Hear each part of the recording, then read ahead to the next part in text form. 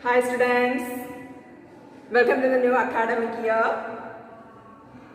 I am Kala, your biology teacher. Biology is an interesting and amazing subject, isn't it? My favorite subject. I know it is quite difficult to learn through the digital platform.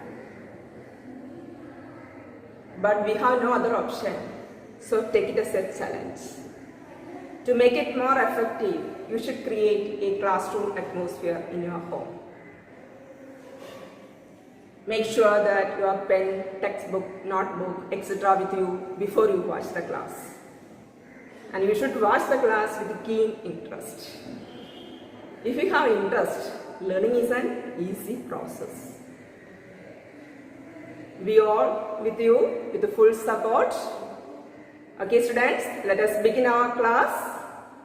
So, from biology, your first lesson is the fundamental unit of life.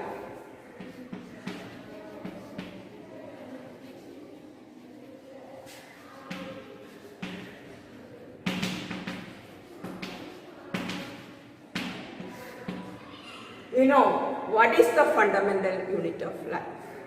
What is the fundamental unit of life? Yes, correct.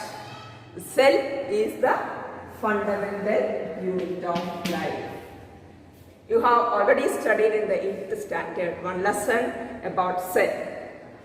So you are familiar with the term cell. Cell is the fundamental unit of life. Cell is the structural and functional unit of life. Here in the term cell, one famous scientist name should come in our mind. Whose name? Anyone remember? I know many of you know that scientist's name. Yes, absolutely correct. What is that? Who is that? Robert Hooke. Robert Hooke discovered the cell first time in the year 1665. In which year? 1665. First time Robert Hooke discovered cell. Actually, Robert Hooke is not a biologist. He was a physicist. He prepared some primitive microscope. Through his primitive microscope, he observed many objects. While he observed cork through the microscope, he could find honeycomb-like structures, hexagonal compartments like this. While he observed through the microscope, the cork resembles like honeycomb-like structures. He called that honeycomb-like or each compartment as cell. In which year? 1665. Do you know what is cork? It is the outermost covering part of the huge aged trees. Normally that part peels from their body. Outer part, just like this. This is only the cork. So Robert Hooke examined first this cork as such. That time he could not find anything, only one dark color substance. After that, he took thin slices of cork, then examined through his microscope. Then he could find this honeycomb-like structure. He called this honeycomb-like or each compartment as cell. So normally this cork cell normally peeled from the plant body. So it is a dead cell. It is a dead cell, not living cell. So cork is a dead cell. So Robert Hooke first time discovered dead cell. Later, another one scientist, Anton von Leeuwenhoek. Anton von Leeuwenhoek first discovered living cell. First discovered living cell. That is in the year 1674. In the year 1674, Anton von Leeuwenhoek first discovered living cell. So cell was first time discovered by Robert Hooke. It was a dead cell. That is in the year 1665. Later, another scientist, Anton von Leeuwenhoek, first time discovered living cell. That was in the year 1674. Okay, here. So, the cell is also known as the structural and functional unit of life. The structural and functional unit of life. Why the cell is known as the structural unit of life? You know, all living organisms' body is composed of cells. I am nothing but millions of cells. You are also millions of cells. Plants also composed of millions of cells. So all living organisms are made up of cells. Several cells arranged one above the other and form one organism's body. You know, while we are constructing our home, what is the structural unit of any buildings? What is the structural unit of any buildings? Bricks, isn't it? Several bricks arranged one above the other. In between, we are keeping cement also. So with the bricks and cement, we are making walls. Then several walls together form rooms. Rooms together form our home or any buildings. Isn't it? Likewise, our organism's body is also composed of cells. Several cells arranged together to form tissues. Several tissues arranged to form organs. Organs combined together form organ system, and organ system combined together to form organism's body. So that only it is known as structural unit of life. The cell is known as the structural unit of life. Clear? Then why it is known as the functional unit of life? Because you know that living organisms are able to do different functions. Every time different functions are going in our body. All these functions are also carried out by single cell itself. A single cell also can perform all these functions which are characteristic features of living organisms. You know, we are respiring, we are eating food, excretion takes place, transportation, all these are the different functions that are going on in our body. All these functions are also takes place inside the cell. So that only the cell is also known as the functional unit of life. Okay, so based on this concept, two famous scientists put forward one theory. That theory is known as cell theory. Theory is known as cell theory. So two famous scientists, Schleiden and Schwann. Schleiden and Schwann put forward cell theory. Cell theory says that all living organism is composed of cells, and cell is the structural and functional unit of life.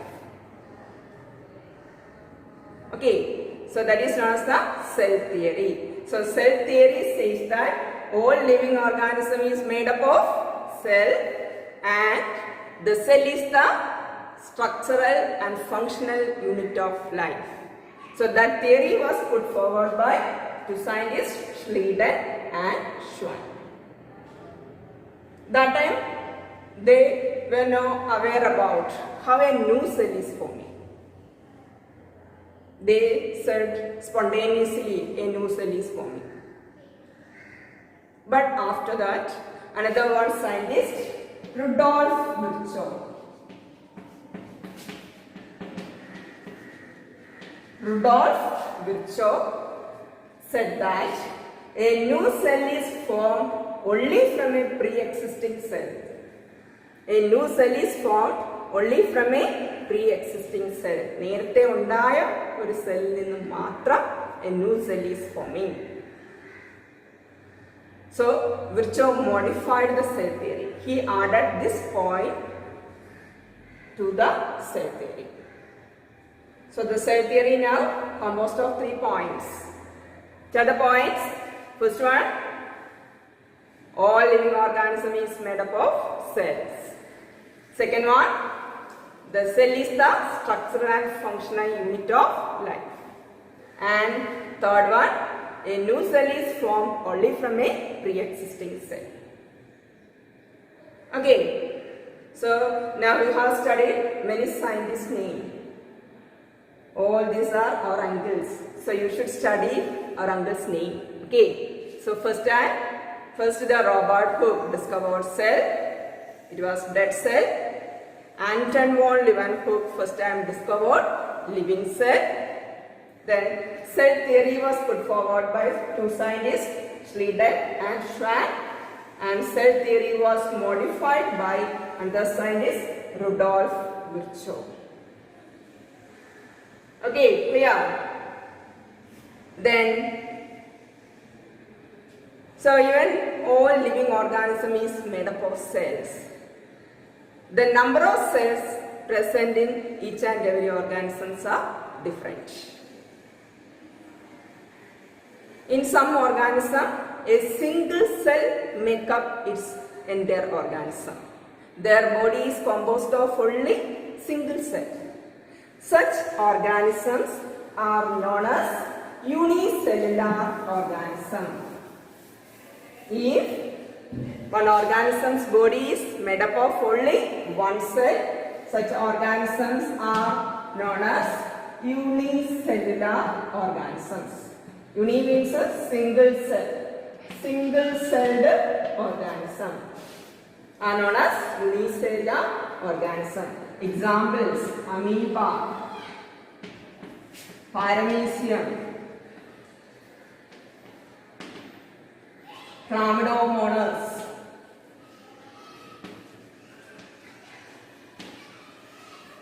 all these are the single cell or unicellular organism. But you know, our body is composed of millions of cells. So almost all animals, plants, and also the fungus, etc., their body is composed of more than one cells. So that type of organisms are known as multicellular organisms. Multicellular means many cell organisms, body composed of many cells. So if the organism body is composed of only one cell, unicellular organism, example amoeba, paramecium, chlamydomonas, etc. If the organism's body is composed of more than one cell, it is known as the multicellular organism. Animals, plants, etc. are the example for multicellular organism. Okay? So in one single organism itself, there are different types of cells. In our body also, there are different types of cells. You know, different types of cells. Isn't it? Blood cells, muscle cells, bone cells, nerve cells, etc. There are different types of cells that are present in our body. Likewise, all living organisms' body, or in the case of multicellular organism, their body composed of different types of cells. So the size, shape of the cells that related with the particular function they are performing. They are related with the function which are performing. You know that blood cells doing one function and the nerve cells doing another one function. Their blood cell shape is different from the nerve cell. Blood cell almost round spherical shaped only the blood cells, RBC, WBC, etc. Spherical discoid shape. Nerve cells elongated, branched, isn't it? Like this, branched cell only the. So this nerve cell have a typical shape, but some cells are able to change their shape. Amoeba, you know that amoeba do not have a definite shape. So they are able to change their shapes. But nerve cells have a fixed shape. Muscle cells also have the fixed shape, spindle shaped. So some cells have the particular shape or fixed shape, but some cells do not have the specific shape. They can change their shape. So the size and shape of the cell that related with the function which they perform. In the case of multicellular organs, so you know that there are division of labor. Like different functions are going in our body. So these functions are done by different organ system, different organs, etc. Nutrition, digestion process that is carried out by our digestive system. Heart helps to pump the blood. Muscles helps in the movement. Nerve cells helps to conduct messages, impulses. So they are doing different functions. So work is divided and given to each and every cell. Then all cells together only doing all the functions of a living organisms. Likewise, inside the cell also the work is divided.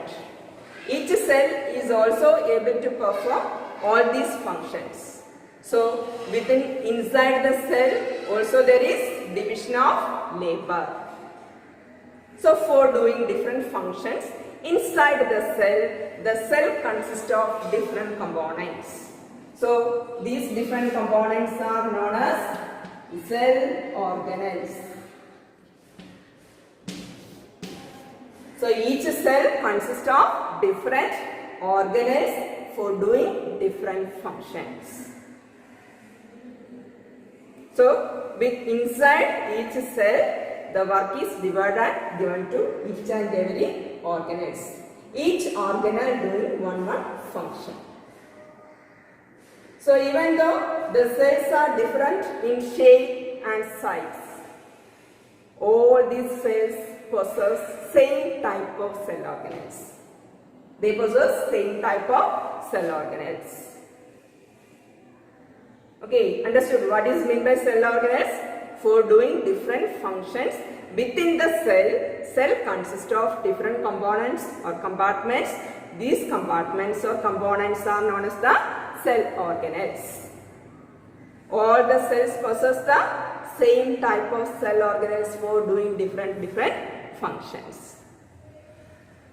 Okay students, so in the next class we can study about the cell organelles and also the detailed structure of cells. So today we have studied the introductory part of that lesson. You should read the lesson. After watching the class, take the textbook. You should read the first part. Okay, I hope you understood. Okay, today we can wind up. Thank you.